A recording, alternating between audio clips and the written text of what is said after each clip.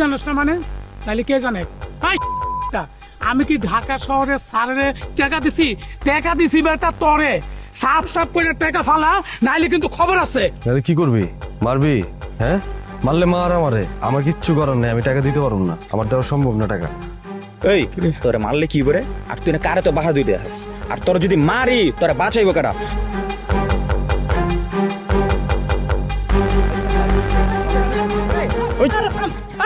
কি হয়েছে? কি হয়েছে এখানে? হ্যাঁ, বিদেশে লোক পাঠাইবো বইলা টাকা নিচ্ছে, এখন টাকা ফেরত দিতে পারে না।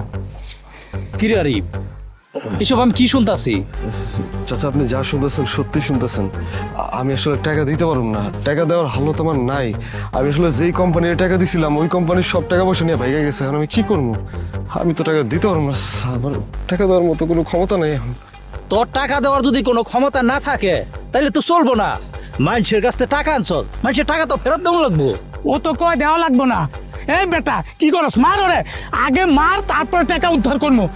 মুরব্বী আপনি যান, নাহলে কিন্তু টাকা আপনার দিতে হইব। ওই ওরে বাজা বেটা।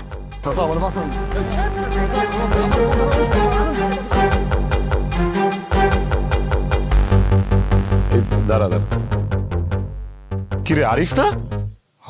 আয় তো আয় তো।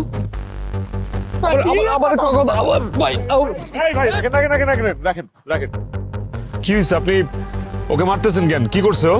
হ্যাঁ কি করছে? তেমন কিছু করে নাই, আগে 3 লক্ষ টাকা খায় ফেলছে।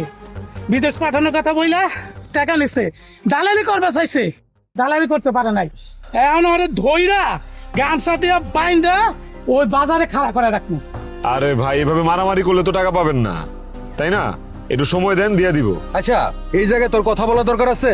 চল আমরা আমাদের কামে যাই, চল। আপনি এমন ভাবে কইতেছেন মনে হইতেছে আপনি ওর বড় ভাই। না ভাই, আমি কারো বড় ভাইও লাগি না, আর আমার কোনো ছোট ভাইও নাই।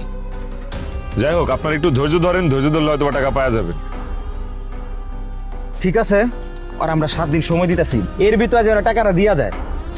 ওর যে অবস্থা, মনে হয় না টাকা দিতে পারবো। ওই 27 লাখ টাকা ঋণ করছে, ওর বিটা বাড়ি বিক্রি করলে তো এত টাকা শোধ করতে পারবো না। এই লন আমরা জায়গা চল।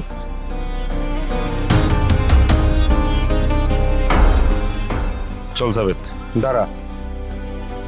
হন আরিফ, সময় পাল্টাইতে সময় লাগে না। আজকে তুই পথে ঘাটে মাইর খাস, আর তোর ভাইয়ের অ্যাকাউন্টে 70 লক্ষ টাকা গড়াগড়ি খায়। চল।